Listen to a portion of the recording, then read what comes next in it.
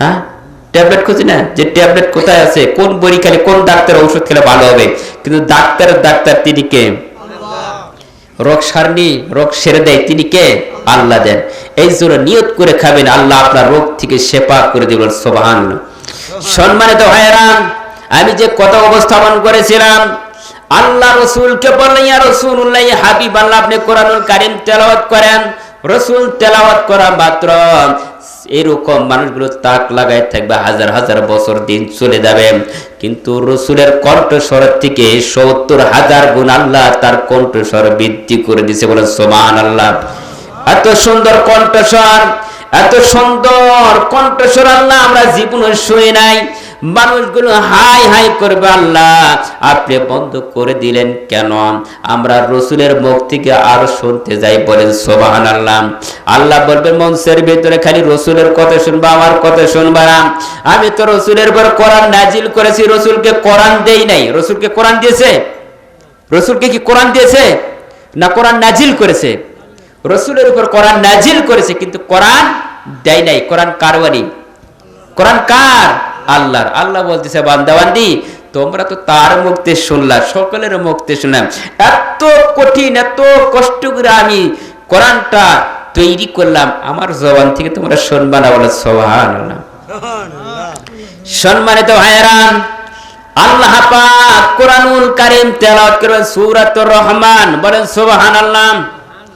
আল্লাহ পাক কিয়ামতের ময়দানে বলবেন, বান্দা বান্দি তোমরা এখন শোনো, আমি আল্লাহ যে কোরআনুল কারীম তৈরি করেছি, বিধান তৈরি করেছি, আমার জবান থেকে একটা বার তোমরা তেলাওয়াত শোনো।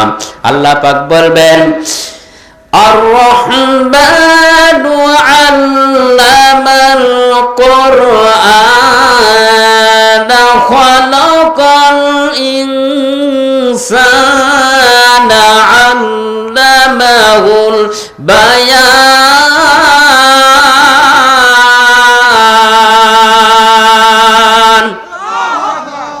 সম্মানিত ভাইরা, কিয়ামতের ময়দানে আল্লাহ পাক একটা শব্দ বেশি করে বৃদ্ধি করে দিবে, আনার রহমান, মানে আমি রহমান, এইটা আল্লাহ পাক বলবেন। সম্মানিত ভাইরা, মানুষগুলো এইরকম হাই হলিস্ত হয়ে যাবে, হাজার হাজার বছর পর্যন্ত এইভাবে কাটিয়ে যাবে আল্লাহর তেলাওয়াত শুনিয়া। বলেন সুবহানাল্লাহ। যে কোরআনটা আমাদের বিধান হিসাবে দিয়েছেন, কোরআনটা পড়লে কিন্তু মজা লাগে, লাগে কি লাগে না? কোরআন যতই পড়বেন ততই মজা লাগবে। কোরআনুল কারীমের মজার ট্রেনিং ফ্যাক্টরি কোটায় মক্তব্য হয় কিনা? আপনাদের এখানে মক্তব্য আছে না? মক্তব্যের তেলাওয়াত হয়? আপনার কি ছাত্রছাত্রী পাঠান? ছেলে মেয়েকে তো পাঠান তো ইনশাআল্লাহ। ওরা যখন পড়ে তেলাওয়াত কি মধুর কণ্ঠস্বরে পড়ে না? ভালো লাগে না? কোরআন যতই পড়বেন ততই ভালো লাগবে। সম্মানিত ভাইয়েরা, কিয়ামতের ময়দানে আল্লাহ পাক তাদেরকে জান্নাত দিবেন, সকলকে জান্নাত নসিব করে দিবেন, সকলে জান্নাত পাবে। কিন্তু আবার নবী বলবে, আল্লাহ আমার গুনাহগার উম্মতদেরকে আপনি একটু বাঁচান। বলেন সুবহানাল্লাহ। কিয়ামতের ময়দানে জাহান্নামগুলো পাপিষ্ঠ বান্দাদেরকে খাওয়ার জন্য কি করবে? সামনের দিকে আসবে। আল্লাহ রসুল বলবেন, আল্লাহ এই সমস্ত জাহান্নামকে আপনি হটাইয়া দেন, সরিয়ে দেন, কারণ আমার একটা গুনাহগার উম্মতদেরকে যেন তারা খাইতে না পারে। জাহান্নাম সাতক জমিন থেকে এইরকম জাহান্নামটা যখন সামনের দিকে আগানো হবে, তখন জাহান্নামটা লাফায় লাফায় সামনে আসবে। আল্লাহ রসুল দেখিয়া বলবে, খাইরে এই জাহান্নাম যদি একটা বার ক্রাশ করে সকল উম্মতদেরকে সব গিলে ফেলে দিবে। এবার রসুল দেখিয়া সেজদায় পড়ে যাবেন আমার নবী, বিশ্ব নবী হযরত মুহাম্মদ রাসূলুল্লাহ। সকলে বলি সাল্লাল্লাহু আলাইহি ওয়াসাল্লাম। নবী যে এরকম জাহান্নাম দেখিয়া সেজদায় পড়ে যাবেন, আল্লাহ আমার গুনাহগার উম্মতদেরকে আপনি একটু বাঁচান। আল্লাহ বলবেন, নবীকে বলবেন, ইয়া রাসূলুল্লাহ, হাবিবাল্লাহ, আমি আপনাকে একটা পানি দিলাম, এই পানিটা একটু জাহান্নামের দিকে ছিটিয়ে দেন। আল্লাহ রসুলকে পানি দেওয়া মাত্র পানিটা ওই জাহান্নামের দিকে নিক্ষেপ করবেন, জাহান্নাম পিছনের দিকে হটাইয়া সরিয়ে যাবে। বলে সুবহানাল্লাহ। আল্লাহ রসুল বলবেন, আল্লাহ এই পানিটা দিলেন কিসের পানি? আপনার রহমতের পানি কিনা? আল্লাহ ডাক দিয়ে বলবেন, নবী এটা রহমতের কোন পানি না, একমাত্র পানিটা হলো আমি আল্লাহ এই সমস্ত গুনাহগার তোমার উম্মতের বান্দা, তোমার গুনাহগার উম্মতগুলো তাহাজ্জুদের সময় নামাজ পড়েছে, আমাকে স্মরণ করেছে, গুনার কাজ করেছে, অধৈর্য কান্নাকাটি করেছে, আমি ফেরেশতা দিয়া ওই সমস্ত গুনাহগার আপনার উম্মতের পানিগুলো আমি হেফাজতে রেখেছিলাম। বলেন সুবহানাল্লাহ। এই গুনাহগার উম্মতের পানি আল্লাহ পাক বলবেন গুনাহগার বান্দার পানিগুলি হেফাজত করে রাখছিলাম, তাহাজ্জুদের সময় আল্লাহর কাছে যেইটা চাওয়া যায় আল্লাহ কিন্তু কবুল করে। বলেন সুবহানাল্লাহ। কয় তাহাজ্জুদের নামাজ পড়বে কি? 5 ওয়াক্তই তো পড়ি না, ঠিক কি না? এদিকে নামাজি বেশি না বিড়িখোর বেশি? বলেন তো। বিড়িখোর আছে না? এই এলাকায় না, আমার এলাকায় খুব বিড়িখোর। এমনকি মসজিদের ইমাম সাহেব যদি টয়লেটে যায়, দেখুন টয়লেটে মুসল্লি কি করছেন? বিড়ি খায় আর সুগ্রান নেয়, পায়খানা করতে আরাম পায়। কথা বলেন ঠিক কিনা? তবে এলাকায় নেই তো, অনেক এলাকায় এরকম আছে, তাই আমি বলতেছি। আমি নিজের বাস্তবায়ন, মিথ্যা কোনো কথা বলবো না ইনশাল্লাহ। এখানে মিথ্যা কথা বলা যাবে? সম্পূর্ণ বাস্তব। তো আমাদের দেশে বিড়িখোর বেশি না নামাজখোর বেশি? নামাজের সংখ্যা কম, বিড়ি খাওয়ার লোক বেশি। তো দেখ, বিড়ি তো খাইতেছে, সমস্যা নেই। বিড়ির ভিতর তোরাই কি তামাক না? তামাক থাকে না? তামাক থেকে এটা খাওয়া কি যাবে? একই তামাকের গাছ, তামাকের গাছ কয়টা হয়? একটা না? একটা গাছের 2টা জিনিস তৈরি হয়। কেউ খায় ডাইরেক্ট, কেউ খায় পুরে। আছে না নাই? হাকিমপুর রহমতুল্লাহ আলাইহি খান না আপনারা? হ্যাঁ। তাহলে নামাজ পড়বেন, বিড়িও খান, তামাকও খান। আবার অনেকে বলে হুজুর আমি তো বিড়ি খাই না, একটু পান খাই। পান খান, কোনো সমস্যা নাই। পানের ভিতরে কিন্তু যে জিনিসটা মেডিসিন আছে, বিজ্ঞান বলেছে ওই পান যদি আপনি খান আপনার হজম শক্তি বৃদ্ধি করে দেবে। বলে সুবহানাল্লাহ। তাহলে পানের গাছ একটা উপকারী। পানের সঙ্গে যখন চুন খান তখন গুণ লাগে না? হ্যাঁ। সুপারি খালে কি হয়? হাড়ের উপকার হয়। যেই খাবেন চুন, আরেকটা হয়ে যাবে গুণ। হাকিমপুর রহমতুল্লাহ আলাইহি যখন সঙ্গে খাবেন আপনার সব গুণ হয়ে যাবে হারাম। বলেন সুবহানাল্লাহ। হারাম হবে না? আপনারা খাবেন আর দয়া করে বাদ দিবেন। কারা কারা তুই হাত উঠে দেখান, 2-1 আছেন নাকি? রাগ করছেন মনে হয়, আপনারা রাগ করছেন। হ্যাঁ, দেখেন রে বাবা, আপনাকে মরা লাগবে। আপনার বাবা গেছে এরকম নজির আছে, আবার উঠে আসবে মনে হয়। হ্যাঁ, আপনার বাবা যাবে, দাদা যাবে, নানা যাবে, নানি যাবে, অনেকেই গিয়েছে। আমরাও কবে যে যাব কোনো গ্যারান্টি আছে? আমরা তো অনেকে 42 সাল পর্যন্ত গদিতে বসার একটা সুযোগ করে নিয়ে আসি, কিন্তু মরা লাগবে যে 1 সেকেন্ডের গ্যারান্টি নেই, এই সুযোগটা বান্দা বোঝে না। কথা বল না কেন? সম্মানিত ভাইয়েরা, নামাজের সংখ্যা হওয়া লাগবে বেশি, এগুলো বাদ দেওয়া লাগবে। যতক্ষণ পর্যন্ত নামাজ সঠিকভাবে পালন না করতে পারবেন আল্লাহর জান্নাত মনে হয় সহজে পাওয়া যাবে তা না। সম্মানিত ভাইয়েরা, আমি যে কথাগুলো বলছিলাম, মানুষের মৃত্যু হবে এতে গ্যারান্টি আছে, কিন্তু ওয়ারেন্টি না গ্যারান্টি? সকল 36টা জাতি সকলে জানে যে মৃত্যুর স্বাদ গ্রহণ করাই লাগবে। এটা কি সহজে হবে? যারা বেঈমান তাদের জন্য স্থান কোথায়? জাহান্নাম। আর যারা ঈমানদার তাদের স্থান জান্নাত হবে। সম্মানিত ভাইয়েরা, কিয়ামতের ময়দানে আমার রাসূল এইরকম শাফায়াত করতে থাকবেন। আল্লাহ পাক বলবেন নবী আপনি শাফায়াত করেন, ওয়ালাল আখিরাতু খায়রুল লাকা মিনাল উলা। আল্লাহ রাসূল এরকম শাফায়াত করতে থাকবেন। আল্লাহ পাক বলবেন নবী আপনি শাফায়াত করতে থাকেন, আমি আল্লাহ আপনার বিনা হিসাবে ওই সমস্ত গুনাহগার উম্মতদেরকে আমি জান্নাতে পৌঁছে দিলাম। বলেন সুবহানাল্লাহ। তবে নবী একটা কথা আমার কিছু শোনা লাগবে। রাসূলকে বলা হবে কি? আল্লাহ একটু বলেন। আল্লাহর নবী কি জানে না? অবশ্যই জানে, যে একটা সেজদা দেওয়া লাগবে, ওই এক সেজদাই কাজে লাগবে।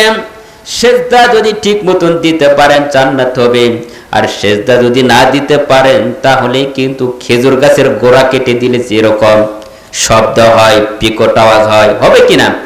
বেনামাজিদেরকে এরকম বিকট আওয়াজ হবে, তখন কি আল্লাহ রসুল সাবায়াত করতে পারবে তার জন্য? কারণ নামাজ পড়ে নাই। মান তারাকাস সালাতা মুতাআম্মিদান ফাকাদ কাফার, যে ব্যক্তি ইচ্ছে করে নামাজ বাদ দেয় এবং পড়ে না, আল্লাহ এবং রসুলের থেকে কানেক্ট বন্ধ। চিৎকার দিয়ে বলেন নাউজুবিল্লাহ। সম্মানিত ভাইরা, আল্লাহ রসুল সাবায়াত করবেন কিয়ামতের ময়দানে। এরকম একটা মুরগির মতন, মুরগির বাচ্চাকে যদি কাক নিয়ে যায়, দেখবেন চিল নিয়ে যায়, কাকে নিয়ে যায়, দৌড়া ঝাঁপাক করে ওই চিল চিন্তা ভাবনা করে বাচ্চাটাকে নেওয়ার জন্য। কিন্তু সম্মানিত ভাইরা, আমাদের গুনাহগার উম্মতের জন্য আল্লাহ রাসূল তোমরা ধাবা করবে, আল্লাহ আমার গুনাহগার উম্মতদেরকে আপনি maaf করে দেন, বিনা হিসেবে জান্নাত দিয়ে দেন, বলেন সুবহান। সম্মানিত ভাইরা, যখন জাহান্নামীরা জাহান্নামের ভিতরে দৌড় মারবেন, জাহান্নামের যে মালাকুল যিনি থাকবেন জাহান্নামের দরজায়, উনি বলবে কিয়ামতের ময়দানে, তিনি বলবেন যে এখন তোমরা যে জাহান্নামের দিকে আসতেছো, তোমাদেরকে কোনো উপদেশ দেয় নাই, ভালো কোনো নির্দেশ দেয় নাই, ভালো কোনো কথা বলে নাই। তখন তারা বলবে আমাদের কাছে এসেছিল কিন্তু আমরা মানি নাই, মানি নাই। যদি মানতাম আল্লাহর জান্নাতে আমরা যেতে পারতাম। আবার বলবে মিথ্যা কথা বলেছে, এমনকি মিথ্যা কথা বলেছে, আল্লাহ কিছুই নাজিল করেন নাই, এগুলো আমরা বলেছি, মিথ্যা কথা বলেছি, এই জন্য আমাদের স্থান হচ্ছে জাহান্নামে যাওয়া লাগবে।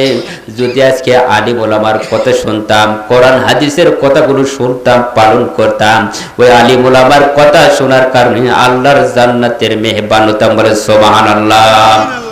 সম্মানিত ভাইয়েরা, আলিম ওলামার কথা শোনা লাগবে কি লাগবে না? কারণ এখন তো নবী নাই, নবীদের ওয়ারিস কারা? আল উলামাতুল ওয়ারাসাতুল আম্বিয়া, নবীদের ওয়ারিস আলিম ওলামারা। আলিম ওলামারা কোরআন হাদিস থেকে যেগুলো কথা বলতেছে এগুলো মিথ্যা, কারণ সম্পূর্ণ দলিল ভিত্তিক দিছে, এগুলো পালন করলে আল্লাহর জান্নাতের মেহমান হওয়া যাবে। সম্মানিত ভাইয়েরা, টাকা আছে, পয়সা আছে, বাড়ি আছে, গাড়ি আছে, নামাজ লাগবে? মরা লাগবে, সবই লাগবে। সম্মানিত ভাইরা, টাকা পয়সা কি সকলের ঘরে আছে? নেই। মা ফাতেমা রাদিয়াল্লাহু তাআলা আনহা, এনার ঘরে কোনো খাবার ছিলেন না বেশি দিন, একবার খাইছেন আরেকবার খান নাই। নবী এরকম 7 দিন 3 দিন 5 দিনও না খেয়ে ছিলেন। বিশ্বাস আছে তো? ইনশাআল্লাহ বিশ্বাস আছে না? 3 দিন 7 দিন 5 দিন পর্যন্ত অনাহারে থাকছেন। একজন মা ফাতেমার ঘরে এরকম কোনো জিনিস ছিল না, কোনো ফার্নিচ ছিল না, কোনো ইতালি কোনো জিনিস ছিল না, কোনো কম্বল ছিল না। সেই মা ফাতেমা রাদিয়াল্লাহু তাআলা আনহা একদিন নিজের স্বামী আলী রাদিয়াল্লাহু তাআলা কে বলতেছে, আলী গো, একটু খাবারের ব্যবস্থা একটু কর না, বলে সুবহান। আলী রাদিয়াল্লাহু তাআলা আনহা মা ফাতেমার কথা শুনিয়া তিনি ঘর থেকে বের হয়ে গেলেন নামাজ পড়িয়া। এবার যাইতে শুরু করলো, রাস্তা দিয়া হাঁটতে শুরু করলাম। হঠাৎ ফজর নামাজ পড়ে যখন বের হয়, কিন্তু একটু আন্ধার থাকে কিনা, অন্ধকার থাকে। অন্ধকারের ভেতরে আল্লাহ রসুল দেখছেন আমার জামাই আলী রাদিয়াল্লাহু তাআলা চাদর মুড়ি দিয়ে আছেন। এবার মা ফাতেমা ডাক দিয়ে বলেন, আলী, আমার একটা জামা আছে, আমার একটা কাপড় আছে, কাপড়টা বিক্রি করে খাবারের ব্যবস্থা একটু করে দাও। 3 দিন পর্যন্ত হলে অনাহারে ছিলাম। ইমাম হাসান হুসাইন অনাহারে আছেন, এমনকি না খেয়ে আছে, তাদের খাবারের ব্যবস্থা করা। আলী এরকম খাবারের জন্য বের হলো, রসুলের সঙ্গে সাক্ষাৎ হয়ে গেলাম। আল্লাহ রসুল বললেন, আলী, এত সকালে কেন বের হয়েছ? কারণ সকালবেলা কোরআনুল কারীম তেলাওয়াত করা লাগে, আর আমাদের কি সকালে কোরআনুল কারীম তেলাওয়াত হয় না? স্টার জলসা জি বাংলা হয়, হ্যাঁ হয় না? বাজে না? এমনকি মাগরিবের নামাজ পর থেকে শুরু করে রাতে 10টা পর্যন্ত দেখে, যদিও বাদ যায় পরের দিন কাজে আদায় করে, বলে সুবহানাল্লাহ। সম্মানিত ভাইয়েরা, এবার আলী রাদিয়াল্লাহু তাআলা আনহু নিজের শ্বশুরকে বললেন, ইয়া রাসূলুল্লাহ, হাবিবাল্লাহ, কয়েকদিন হয়ে গেল আমার বাড়িতে কোনো খাবার নেই। তখন রসুল বললেন, আলী, যাও, ওই যে দেখা যায় একটা খেজুরের গাছ, ওই খেজুরের গাছে গিয়ে বলো। খেজুরের গাছের কাছে যখন গেলেন, দেখলেন খেজুরের গাছটা একটু মরা। সম্মানিত ভাইয়েরা, খেজুর গাছে গিয়ে তিনি হইলেন চিন্তা ভাবনা করছে কি মরা গাছ। আল্লাহ পাক বলে জিবরাইল যাও, আমার দোস্ত হাবিব পাঠাইছে আলীকে ওই মরা খেজুরের গাছে পাঠাইছে, দয়া করে জান্নাত থেকে খেজুর তুমি ওই মরা গাছ থেকে বের করে দাও। বলে সুবহানাল্লাহ। আল্লাহর নিয়ামত কি জিনিস! মরা খেজুরের গাছ থেকে অসংখ্য খেজুর পড়তে আরম্ভ করলো। এগুলো নিয়ে তখন বাড়ির দিকে রওনা হবেন। ইতিমধ্যে রাসূল সাল্লাল্লাহু আলাইহি ওয়াসাল্লাম মা ফাতেমাকে বেশি ভালোবেসেছেন। আল্লাহর নবীর মেয়ে একমাত্র মা ফাতেমা রাদিয়াল্লাহু তাআলা আনহা, এমন কি যেখানে যাইতেন মা ফাতেমার সঙ্গে সাক্ষাৎ করে যাইত। আজকে আমাদের বাংলাদেশের ভিতরে মার সঙ্গে কোনো মেয়ের সঙ্গে কোনো কাজা হলে দেখাও করে না, কথা বলেন কিনা?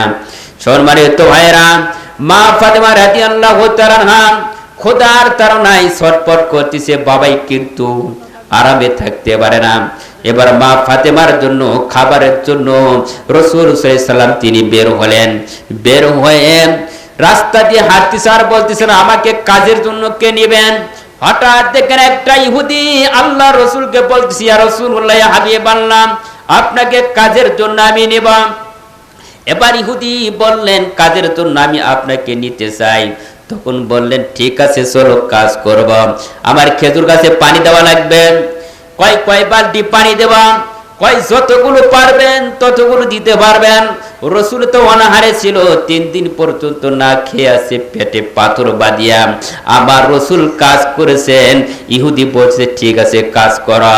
একটা বালতি করে পানি উঠান লাগবে পুকুর থেকে, একটা বালতির বিনিময়ে 2টা করে খেজুর দেওয়া লাগবে। রসুল বললেন, ওই ইহুদি বললেন ঠিক আছে 2টা করে খেজুর দেব, সমস্যা নাই। এমনকি 9 বালতি পানি উঠাইছেন। ওঠানোর পরে পরের বালতিটা দড়িটা ছিঁড়ে গেল কূপের ভিতরে। ইহুদিকে ডাক দেওয়া হলো। ইহুদি বলল, এই যে কূপের ভিতরে বালতি গেছে ওঠাও, আমার বালতিকে তুমি নষ্ট করে ফেলে দিলাম। ইহুদি তখন চিন্তা ভাবনা করলো কি করা যায়। রসুলকে কেটে ফেললেন। কেটে ফেলার পরে ব্যাগের মধ্যে রাখছেন। এবার ইহুদি বলতেছে রসুল কোথায় আছে, খুঁজে বের করা লাগবে। নিশ্চিত কোন এটা একমাত্র নবী ছাড়া কেউ হতে পারে না। ওই নবীর কাছে তিনি গেলেন।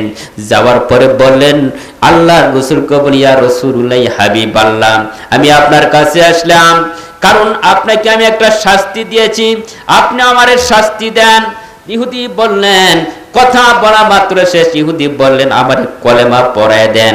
আল্লাহর রাসূলকে বললেন কলেমা পড়ায় আমার মুসলমান বানাই দিন। বলেন সুবহানাল্লাহ। কলেমা পড়াইয়া মুসলমান হলেন। এবার ইহুদির যে হাতটা কাটা ছিল, আল্লাহর রাসূল বলেন ইহুদি তখন ওই লোকটাকে বলে যে তোমার হাতটা কাটা ছিল, হাতটা কোথায়?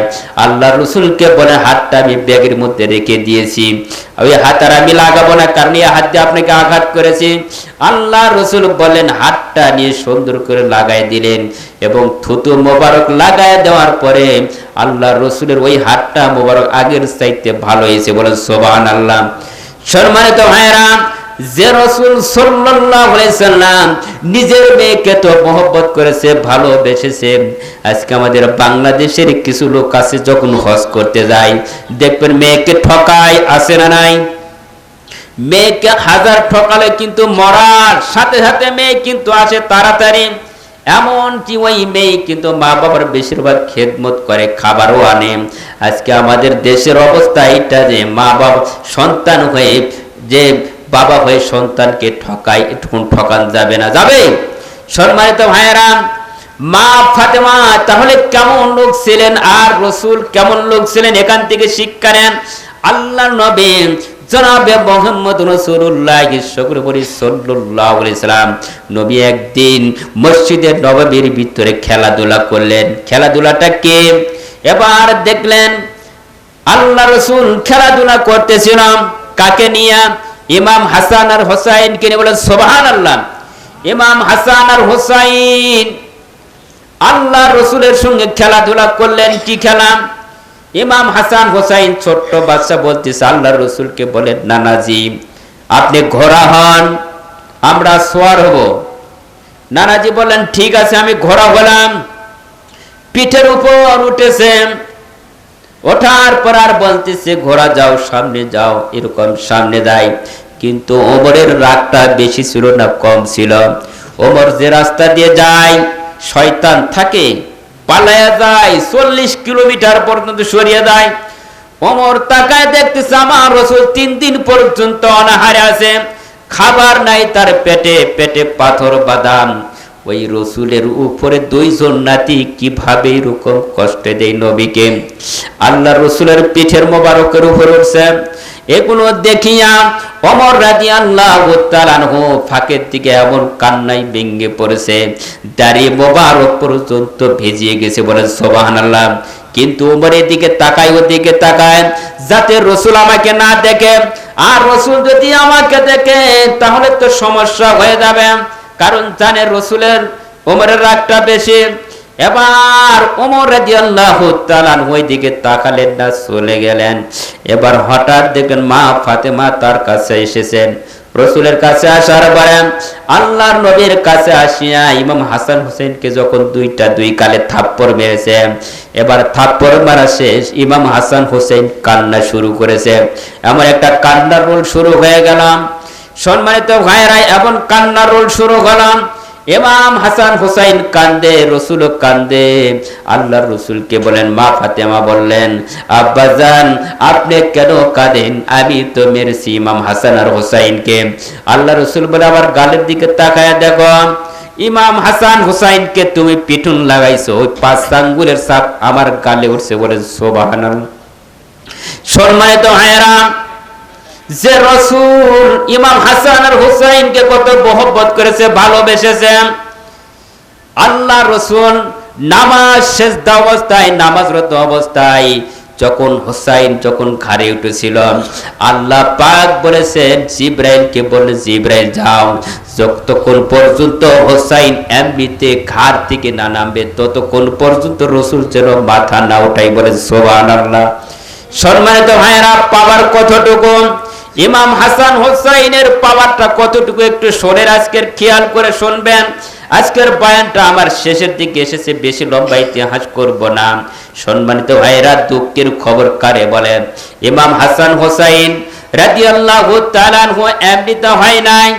ইমাম হাসান আর হুসাইন 2 নাতি নিয়ে রাসূল তো খেলাধুলা করতেন। আর মা ফাতেমাকে ডাক দিয়ে বলেন, মা ফাতেমা, আমার তো পিতাও নাই, আমার মা নাই, আমার দাদাও নাই, কেউ নাই, কারণ এই 2টা নাতিকে নিয়ে আমি খেলাধুলা করে একটু আনন্দে ফুর্তিতে থাকি, কারণ যখন আমার ভালো লাগে না, কারণ ক্ষুধার্ত অবস্থায় ইমাম হাসান হুসাইনকে নিয়ে খেলাধুলা করেছে। রাসূল বলছেন, মা ফাতেমা রাদিয়াল্লাহু তাআলা আনহাকে বলেন, মা তুমি চলে যাও।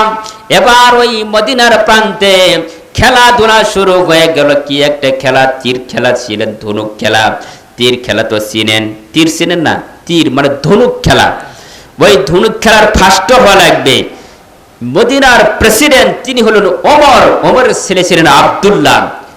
এই আব্দুল্লাহর সঙ্গে লড়াই হচ্ছে ইমাম আর হাসান হোসাইনের সঙ্গে। ইমাম হাসান হোসাইনের যখন যুদ্ধে শুরু হয়ে গেল, কি খেলা? এই খেলাতে জিতা লাগবে। তো ইমাম হাসান হুসাইন ছোট আর আব্দুল্লাহ হচ্ছে একটু বড়। সম্মানিত ভাইরা, খেলা আরম্ভ হবে। আব্দুল্লাহর খেলা প্রথম শুরু হবে। আল্লাহ পাক বললেন, জিব্রাইলকে ডাক দিয়ে বলে, জিব্রাইল যাও, আকাশের যত ফেরেশতা মণ্ডলী আছে আজকে ওই খেলা ইমাম হাসান হুসাইনের তীর খেলা, ধনুক খেলা দেখা হবে, সকলে মিলিয়ে দেখা হবে। সকল মানুষ দেখুন দেখাশোনা শুরু করলো ইমাম হাসান আর হুসাইনের খেলা। যখন আব্দুল্লাহ তীর মারছে, একান্তে প্রায় কয়েক কিলোমিটার গেছে, তীর মারা মাত্র কয়েক কিলোমিটার গেল। আল্লাহ পাক চিন্তা ভাবনা করলো, জিব্রাইলকে বলে, জিব্রাইল যাও, হোসাইন তো ছোট বাচ্চা, এর তীরটা সামনে ফেলে দেওয়া লাগবে, আমার ইজ্জত থাকবে না। সম্মানিত ভাইরা, ইমাম হাসান হোসাইন যখন তীরটা মেরেছে, ওই আব্দুল্লাহর তীরের সাথে সবচাইতে সামনে গেছেন, বলে সুবহানাল্লাহ। ছোট্ট বাচ্চাকে তীর মারতে পারবে, কিন্তু নিয়ে গেলেন তিনি কে? আল্লাহ পাক জিব্রাইলের মাধ্যম দিয়ে নিয়েছে। জিব্রাইল যাও, তীরটা সামনে দাও। আব্দুল্লাহকে ইমাম হাসান হুসাইন বলতেছে, আব্দুল্লাহ যাও, গোলামের বাচ্চা গোলাম, ওই তীরটা তুলে আনো। এবার গোলামের বাচ্চা গোলাম বলে যখন ডাক দিয়েছে, আব্দুল্লাহ একটু খেপে গেছে, কারণ আমার বাবা হলো মদিনার প্রেসিডেন্ট, আমাকে গোলামের বাচ্চা গোলাম বলেছে। সম্মানিত ভাইরা, খেয়াল করে শুনবেন, গোলামের বাচ্চা গোলাম করে গালি দিয়েছে। এটা কি গালি দিয়েছে? গালি নয়, এইটা হলো আমরা গোলাম কার? আল্লাহর। যে আল্লাহর নাম নিয়ে বলেছেন গোলামের বাচ্চা গোলাম, তার মানে ওমর হলো গোলাম কার? আল্লাহর। কিন্তু সে বুঝতে পারে না, ছোট্ট বাচ্চা। এবার আব্বাকে ডাক দিয়ে বলে, আব্বা আমাকে একজন গোলামের বাচ্চা গোলাম বলে গালি দিয়েছে। বলতেছে কে? বলতেছে ইমাম হাসান আর হোসাইন, তিনি ছিল মদিনার বিচারপতি। ওই বিচারপতির ছেলে, তো বিচার করা লাগবে। ওমরের রাগটা এমন বেড়ে গেল, কিভাবে বিচার করা লাগবে। পরের দিন নামাজের কথা হলো, জুমার নামাজ পড়ার পরে সকলকে বলা হলো জুমার নামাজের পরে ইমাম হাসান হোসাইনের বিচার হবে। ইমাম হাসান আর হোসাইনকে ডাকা হলো। ডাকার পরে বলতেছে, বাবারে তোমরা কি বলে গালি দিছো আমাকে বলো। বলছি গোলামের বাচ্চা গোলাম বলে। কয় তাহলে একটা কাগজ দিলাম, এই কাগজের উপর সিগনেচার করো। বলে সুবহানাল্লাহ, আমি যে সত্যিকারে গোলামের বাচ্চা গোলাম, তুমি সিগনেচার করো। ইমাম হাসান আর হোসাইন সিগনেচার করেছেন। ইমাম হাসান হোসাইন সিগনেচার করেছেন। আব্দুল্লাহ মনে করেছে পরের দিন বিচার ফাটাফাটি বিচার হবে। ইমাম হাসান হোসাইনের হয় ফাঁসি হবে, না হয় জেল হবে, বিচার তো একটা হবে। যেরকম বাংলাদেশের খেলা হয়েছিল, খেলার আগে কিন্তু বাংলাদেশ থেকে বিদায়। সম্মানিত ভাইরা, হাজার হাজার মানুষ যখন নামাজ পড়ে, নামাজের পরে চিন্তা ভাবনা করে আজকে বিচার, আজকে খেলা। এই বিচারের রায় কোন দিকে যায় সেটা আমরা দেখব। ইমাম হাসান হোসাইনের বিচার আরম্ভ হয়ে গেল। সম্মানিত ভাইরা, বিচারের কাতারে দাঁড় করালেন। ইমাম হাসান আর হোসাইনকে বলা হলো, বাবা তুমি কি গোলামের বাচ্চা গোলাম বলে ডাক দিয়েছো? কই হ্যাঁ। আব্দুল্লাহকে বলে, আব্দুল্লাহ ওরা যে বলছে কথাটা সত্য? কই হ্যাঁ। গোলামের বাচ্চা গোলাম বলে যখন ডাক দিয়েছে, গালি দিয়েছে, এটা সত্য? কই হ্যাঁ। কই তাহলে বিচার হবে, এই মুহূর্তে বিচার। আব্দুল্লাহকে ডাক দিয়ে বলছে, বাবা শুনে নাও একটা জিনিস, যিনি বলেছে ইমাম হাসান হুসাইন, সে বলেছে গোলামের বাচ্চা গোলাম, তারা হলো জান্নাতের সর্দার। জান্নাতের সর্দার বিনা হিসাবে জান্নাত পাওয়া যাবে না, তারা হলো জান্নাতের সর্দার। আব্দুল্লাহকে বলছে, বাবা আব্দুল্লাহ এই যে একটা চিঠি লিখছেন, ইমাম হাসান হোসাইন সিগনেচার দিয়েছে, আমি যখন মৃত্যুবরণ করব আমার দাফনের ভিতরে কাফনের ভিতরে এই চিঠির খামটা, চিঠিটা কাফনের ভিতরে দিয়ে দিবা। বলেন সুবহানাল্লাহ। আব্দুল্লাহ বলেন, বাবা কেন দিবা?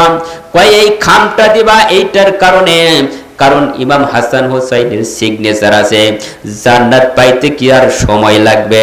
কিন্তু আমাদের কিছু আছিল, জান্নাতের টিকিট দিয়েছে না, বলছে তো আমাদের নেত্রী হাসিনা জান্নাতিবাসী। কথা বলেন সুবহানাল্লাহ। জান্নাত কেউ দেওয়া যাবে? কাউকে বলা যাবে যে জান্নাত হবে, জান্নাতে যাবে, জান্নাতে যাবিন্দার জান্নাতে যেতে পারবে? এটা বলা যাবে? জান্নাতে যেন আল্লাহ তাকে দেয়, এইটা দোয়া করা যায়। কথা বলেন ঠিক কিনা? সম্মানিত ভাইয়েরা, বিচার হয়ে গেল। তার মানে দাফনের কাফনের সময় এই চিঠিটা দিবেন, চিঠিটা দিয়ে দিলেন। আল্লাহ পাক এই চিঠির খাতিরে যেন আমাকে জান্নাত নসিব করে। বলেন সুবহানাল্লাহ। সম্মানিত ভাইয়েরা, খেয়াল করে দেখবেন, যারা একমাত্র রাসূলের সুন্নাতের উপর চলাফেরা করে আল্লাহ তাদেরকে জান্নাতের মেহমান বানাবে। বলেন সুবহানাল্লাহ। জিকির করেন লা ইলাহা। ওয়াজ শেষ করে দেয়া, অনেক রাত হয়ে গেছে। কয়টা? একটা বাজে না? একটা বার কি বল, কমিটির লোক একজনও নাই। হ্যাঁ, আপনাদের খারাপ লাগতেছে, আমাকেও খারাপ লাগতেছে। খারাপ লাগতেছে না? একটা বাজছে আর সময় আছে, ঘুম পাড়া লাগে। আবার ফজর নামাজ পড়বেন না কারা কারা? তুই হাত উঠে দেখান একটু। ফজর নামাজ পড়বেন তো ইনশাল্লাহ? পড়বেন তো? লিল্লাহে তাকবীর। এই যে এত বড় একটা অনুষ্ঠান করেছেন, অনুষ্ঠানে খরচা হয়েছে না? হ্যাঁ, খরচা হয়েছে। আমরা দয়া করে কিছু দেন। এমন কোন ব্যক্তি আছে যে 2000 টাকা দিলাম মসজিদের উন্নয়নের জন্য বা মাদ্রাসার জন্য? কেউ আছেন? হ্যাঁ, কেউ আছেন? একটু বলেন তো, একটু 5 মিনিট কথা বলবো, বেশি না। অল্প সময় পরে আমি দোয়া করে দেব। কেউ আছে 2000 টাকা দেওয়ার জন্য, বাকি অথবা নগদ? এদিকে কি ধান হয়? ধান হয় না? ধানের চাষ হয় না? ধান দিছেন তো ইনশাল্লাহ? হ্যাঁ, ধান তো দিছেন ইনশাল্লাহ, তাই না? কার কার গোলার ধান আছে একটু বলেন তো, যে হুজুর আমার একটু ধান আছে? আছে? আলু লাগাইছেন? লাগাইছেন? তাহলে আলু দিবেন কারা দেখি একটু বলেন তো, 10টা লোক আমাকে বলেন যে 2 মণ করে আলু। হ্যাঁ,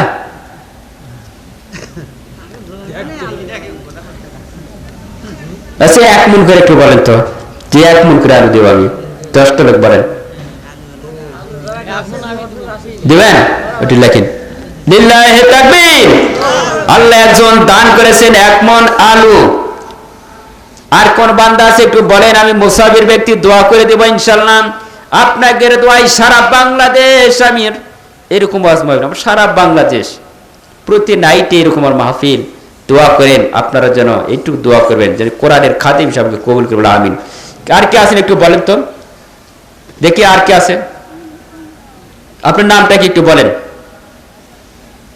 নাম জানেন? বেলাল হোসেন। হ্যাঁ, বেলাল হোসেন। আর কে আছেন বলেন তো 1 মণ আলু? এবং টাকা পয়সা একটু দেন, 500 একটু যাই যা পারেন দেন তো, একটু আল্লাহর রাস্তায় ব্যয় করেন। লিল্লাহি তাকবীর। আল্লাহ আজিমউদ্দিন চাচা 200 টাকা দান করেছে, আল্লাহ তার দিও না দুনিয়ায় টাকা। আল্লাহ যে নিয়ত দান করেছে আল্লাহ সেই নিয়ত কবুল আর মঞ্জুর করুন, আমিন। আর কোন বান্দা বান্দি আছেন কিনা দয়া করে একটু দেন, যারা 150, 1000, 500 যাই যা পারেন।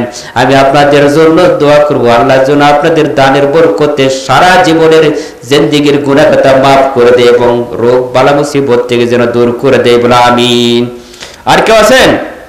দয়া করে একটু বলেন, বলেন বাবা আর কে দিবেন? 500 টাকা দেন একটু বলেন। এরকম 10 জন লোক একটু বলেন তো, আমি হুজুর 500 টাকা দিলাম। বাকি কেউ আছেন? হ্যাঁ, আপনার কি আগেই দিয়েছেন নাকি? আগে দেওয়া শেষ? তা আমাকে কিছুই দেবেন না? হ্যাঁ, আপনারা সকলে ছেলে কি দিলেন, বেটার বউকে ঠকাবেন আপনারা? হ্যাঁ, তার মানে সকলে দিয়ে দিচ্ছেন হুজুরকে, আমাকে ঠকাবেন আপনারা? দেন। আচ্ছা 150 যাই যা পারে একটু দেন, যার কাছে যা আছে দিয়ে দিন ইনশাল্লাহ। আর কেউ আছেন যে 100, 250 যা আছে দেন? মা বোনেরা আছে? মা বোনেরা দিয়ে দিচ্ছে না? আচ্ছা, মা বোনেরা যারা এখনো দেন নাই দয়া করে একটু পাঠিয়ে দেন প্যান্ডেলে, নগদ পারেন বাকি পারেন লিখে দেন ইনশাল্লাহ। কারণ এই দান হারাবে না, পালাবে না, এই দান কিয়ামতের ময়দানে আপনার নাজাতের ওসিলা হবে, বলে সুবহানাল্লাহ। সম্মানিত ভাইরা একটু দেন দয়া করে, আমাকে কে সম্মান করবেন একটু দয়া করে একটু সম্মান করে 500, 1000 যাই যা পারেন, আমাকে ইজ্জতটা নষ্ট করেন না। লিল্লাহি তাকবীর। আল্লাহ আরেকজন দিয়েছে 50 টাকা, আল্লাহ তুমি তারে দিও না দুনিয়ায় টাকা। আল্লাহ যে নিয়ত দিয়েছে আল্লাহ 50 টাকা, আল্লাহ তুমি তারে সেই নিয়তটা কবুল আর মঞ্জুর করে দাও, আমিন।